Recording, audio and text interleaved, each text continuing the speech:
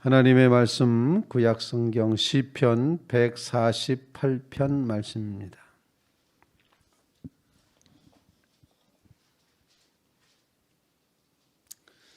시편 143편 말씀 교독하도록 하겠습니다. 할렐루야. 하늘에서 여호와를 찬양하며 높은 데서 그를 찬양할지어다. 그의 모든 천사여 찬양하며 모든 군대여 그를 찬양할지어다. 해와 달아 그를 찬양하며 밝은 별들아 다 그를 찬양할지어다. 하늘의 하늘도 그를 찬양하며 하늘 위에 있는 물들도 그를 찬양할지어다. 그것들이 여호와의 이름을 찬양함은 그가 명령하심으로 지음을 받았음이로다. 그가 또 그것들을 영원히 세우시고 폐하지 못할 명령을 정하셨도다. 너희 용들과 바다여 땅에서 여호와를 찬양하라. 불과 우박과 눈과 안개와 그의 말씀을 따르는 광풍이며 산들과 모든 작은 산과 과수와 모든 백향목이며 짐승과 모든 가축과 기는 것과 나는 새며 세상의 왕들과 모든 백성들과 고관들과 땅의 모든 재판관들이여 며 총각과 처녀와 노인과 아이들아 여호와 이름을 찬양할지어다. 그의 이름이 홀로 높으시며 그의 영광이 땅과 하늘 위에 뛰어나심이로다. 그가 그의 백성의 뿔을 높이셨으니 그는 모든 성도 곧 그를 가까이하는 백성 이스라엘 자손의 찬양 받으실 이시로다. 할렐루야. 아멘. 살아계신 하나님의 말씀입니다. 시편 148편 말씀은 앞부분에는 왜 찬양해야 되는지를 이제 147편이나 146편 또 145편 이렇게 할렐시라 그래서 할렐루야로 시작하고 할렐루야로 끝나는 시편들의 앞부분은 이제 다 왜 찬양해야 되는지를 이유를 말했는데 오늘 시편 148편에서는 누가 찬양을 해야 되는지 그 사실을 기록을 합니다. 우리가 생각하는 것보다 더 범위가 넓습니다. 너와 내가 찬양하는 것은 물론이고 하늘도 찬양해야 되고 천사들도 찬양해야 되고 하늘에 있는 구름도 찬양해야 되고 날아다니는 새도 하나님을 찬양해야 된다. 모든 것이 다 만물이 다 하나님을 찬양해야 된다. 누가 찬양해야 되느냐라는 그런 질문에 대해서는 만물이 다 하나님을 찬양한다. 그 만물 중에는 생물도 있지만 광물도 있고 식물도 있고 이 모든 것들이 다 하나님을 높여 찬양해야 된다. 이렇게 말하고 있습니다. 어떻게 보면은 자연 속에서 하나님을 바라고 만나고 경험하는 그런 자연주의 영성의 모습을 보여주기도 합니다. 이런 거죠. 떠가는 구름을 바라보면서 야 구름아 하나님을 찬양해라. 찬란하게 떠오르는 태양을 보면서 야 태양아 하나님을 찬양하라. 밤에 반짝이는 별을 보면서 별들아 하나님을 찬양하라. 이렇게 모든 만물이 다 하나님을 찬양해야 된다는 사실을 오늘 본문은 말하고 있습니다. 우리 하나님을 찬양하는 이 범위가 그저 사람에게만 속해 있는 것이 아니라 온 우주 만물이 다 하나님을 찬양한다는 것, 찬양하라고 초대받고 있다는 사실 기억하면서 우리의 믿음이 더 넓어지고 커지고 그리고 우리의 믿음이 정말 이 자연 속에서도 하나님은 우리를 향해서 말씀하시고 우리를 통해서 하나님은 교훈하신다. 이 자연을 보면서 우리로 하여금 하나님을 향하여 나가도록 인도하시기도 한다. 그래서 이 지어진 피조물인 인간 자신과 함께 온 피조된 세계 전체가 창조주이신 하나님을 찬양하는 것이 마땅하다. 이렇게 생각을 하게 되는 것입니다. 할렐루야라고 그렇게 이제 고백을 했습니다. 그러면서 이 모든 것이 다 찬양해야 된다는 사실을 기억하며 묵상할 때 그렇구나. 자연의 모든 세계는 다 하나님의 지으신 것을 찬양하며 사는구나. 그렇다면은 그리스도로 말미암아 구원받은 믿음의 백성, 구원받은 백성은 얼마나 더 찬양을 해야 될까? 우리의 찬양이 충분했는가? 이런 반성을 하면서 성찰하면서 주님 앞에 더 깊이, 더 많이, 더 높이 찬양하며 살아가는 찬양 신앙의 삶을 살게 하옵소서. 할렐루야의 삶을 살게 하옵소서. 그런 간구를 주님 앞에 올릴 수 있기를 간절히 바랍니다. 할렐루야라고 간단하게 고백하지만 이 말씀 속에는 여러 가지 결심이 담겨져 있습니다. 할렐루야 이 말씀 속에는 이 할랄이라는 단어 속에는 빛내다라는 그런 의미가 담겨 있습니다. 그래서 나의 삶으로 하나님을 빛내겠습니다. 그게 할렐루야입니다.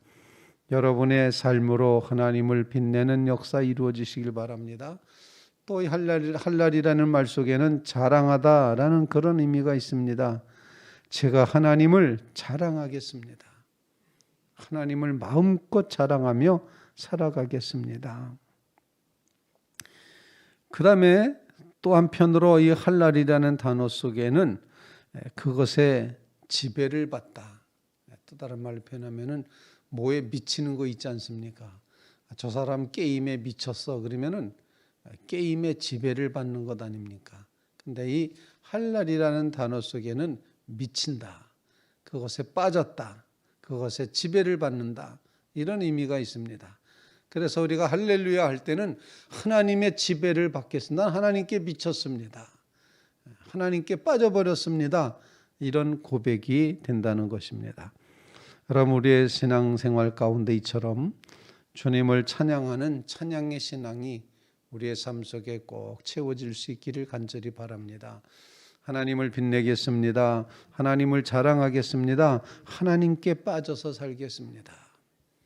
이게 할렐루야 찬양의 삶이다 고백하며 하나님 우리의 삶에 이처럼 주님을 높여 찬양하는 이 찬양의 삶이 끊임없게 해주시옵소서. 그런 간구를 주님 앞에 올릴 수 있기를 간절히 바랍니다. 두 번째로 오늘 본문 말씀에 보면은 왜 찬양해야 되느냐는 이유도 또 아주 분명하게 가르쳐주고 있습니다. 오늘 본문 말씀 5절 말씀 그것들이 여호와 이름을 찬양함은 그가 명령하심으로 지음을 받았음이로다. 그가 또 그것들을 영원히 세우시고 패하지 못할 명령을 정하셨도다. 하나님이 지으셨습니다. 그래서 지음받은 모든 피조물은 하나님을 찬양해야지 된다. 오늘 본문 시편 148편에서는 찬양이라는 단어를 무려 12번이나 사용을 하고 있습니다. 이렇게 찬양해야 되는 이유, 그것은 하나님이 지으셨기 때문이다. 창조주 하나님, 그리고 하나님이 명령을 정하셔서 그 법대로 질서대로 움직여 가게끔 하셨기 때문이다. 창조와 섭리를 표현하는 그런 구절로 되어 있습니다. 그래서 하나님은 우리를 지으셨고 하나님은 우리를 지으심으로 하나님이 주인이십니다. 하나님이 우리를 지극히 사랑하십니다. 주님이 우리를 향하여 섭리를 베풀어 주심으로 우리를 보호하시고 지키시고 인도해 주신다 하는 것입니다.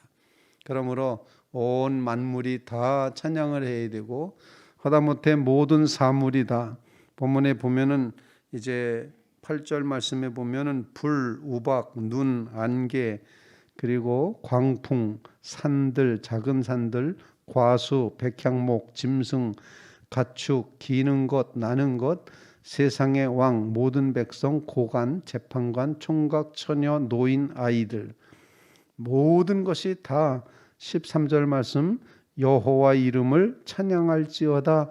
그의 이름이 홀로 높으시며 그의 영광이 땅과 하늘 위에 뛰어나심이로다. 하나님을 찬양하며 고백해야 될 이유는 지음받았기 때문이고 섭리해 주시기 때문이고 하나님의 이름이 높으시기 때문이다. 이렇게 표현하고 있습니다. 우리는 하나님을 높여 찬양하는 자리에 끊임없이 서게 해 주시옵소서. 그런 간구를 주님 앞에 올려드리는 믿음의 성도들, 하나님이 나를 지으셨습니다. 하나님이 나를 모든 삶의 모든 것들을 이제 섭리해 주셨습니다. 인간의 삶이라는 것은 우연히 이제 되었지만 그 우연히 만난 것을 필연으로 만들어가는 것이 삶의 모습이다. 이런 이야기를 하게 됩니다.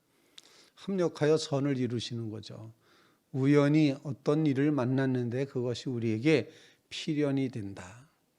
예수 그리스도를 만난 믿음의 심령들 가운데 이와 같이 하나님이 우연히 나를 만나게 하신 것 같지만 그것이 본이 합력하여 선을 이루신 하나님의 축복이었더라. 하나님의 섭리였더라. 필연이었더라. 이런 고백의 마음을 가지며 주님이 우리에게 허락하신 크고 높으신 홀로 높으신 하나님, 하늘과 땅에 그의 영광이 뛰어나신 그 하나님을 찬양해야 된다. 창조하셨고 섭리하셨고 우리를 다스리시는 그 하나님 앞에 마음껏 찬양하며 살아가는 믿음의 성도들 다 되시기를 주님의 이름으로 부탁을 드립니다. 세 번째로 오늘 본문 말씀을 통해서 마지막 14절 말씀에 그가 그의 백성의 뿔을 높이셨으니 그는 그의 모든 성도 곧 그를 가까이 하는 백성 이스라엘 자손의 찬양 받으실 이시로다 할렐루야. 이렇게 고백을 하고 있습니다. 여기서 하나님은 어떤 하나님이신 거니 그 백성을 뿔을 높이셨다. 혹시 이것이 백성으로 하여금 분노하도록 뿔나도록 만드셨다 이런 표현 절대로 아닙니다. 뿔을 높이셨다는 것, 뿔이 상징하는 권위, 힘, 영광, 명예 이런 것들을 높이셨다. 그래서 세번역 성경에는 이 부분을 가르쳐서 하나님께서 그의 백성을 강하게 만드셨다 이렇게 번역을 합니다. 하나님이 그의 백성을 강하게 만드셨다. 그 강하게 만드신 하나님을 찬양해야 된다. 그러면서 하나님은 자기를 친근히 하고 가까이 하는 백성에게 마땅히 하나님께서는 그 뿔을 높이신다. 이런 표현으로 되어 있습니다. 그러므로 우리의 기도 제목은 하나님 우리를 강하게 하실 줄로 분명히 믿습니다. 우리가 주님 안에서 참으로 강해지는 방법이 있다면 그것은 주님께 가까이 갔을 때입니다. 주님께 접근했을 때입니다. 주님과 친근했을 때가 뿔이 높아지는 시간이라는 사실을 오늘 본문이 강력하게 증거하고 있습니다. 우리는 이 사순절을 주님의 십자가를 묵상하며 주님 앞에 주님을 더 친근히 하고 주님께 더 가까이 나아가는 그런 믿음의 삶을 결단하며 우리 자신의 모습을 성찰하는 그런 회개의 시간을 우리가 갖게 됩니다.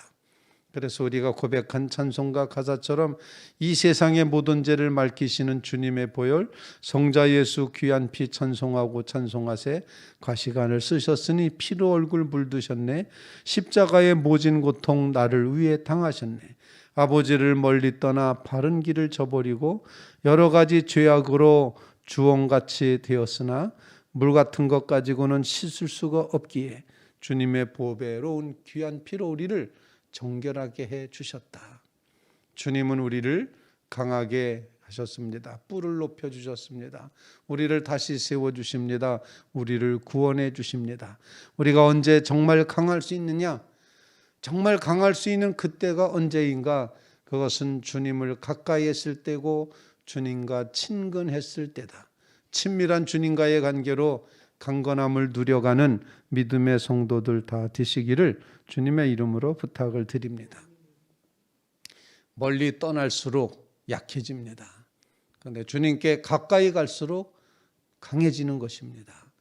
이 귀한 사실을 기억하며 날마다도 주님께 가까이 나아가며 주님을 친근히 하는 자리에 서게 해주심으로 우리의 뿔을 높여주시옵소서 강건하게 해주시옵소서 그렇게 세워지게 해주시옵소서 간절히 간구하며 기도하는 믿음의 성도들 다 되시기를 주님의 이름으로 부탁을 드립니다. 할렐루야 찬양하는 이 찬양의 신앙을 갖게 해주시옵소서 우리를 지으시고 섭리하시는 하나님이심을 믿고 고백하며 의지하게 하여 주시옵소서. 주님께 가까이 다가감이 우리의 강함임을 깨닫게 해 주시옵소서. 이 고백으로 귀한 사순절을 지나가는 이 정말 믿음으로 주님을 향하여 한 걸음 한 걸음 옮겨가는 주의 성도들 다 되시기를 주님의 이름으로 부탁을 드립니다.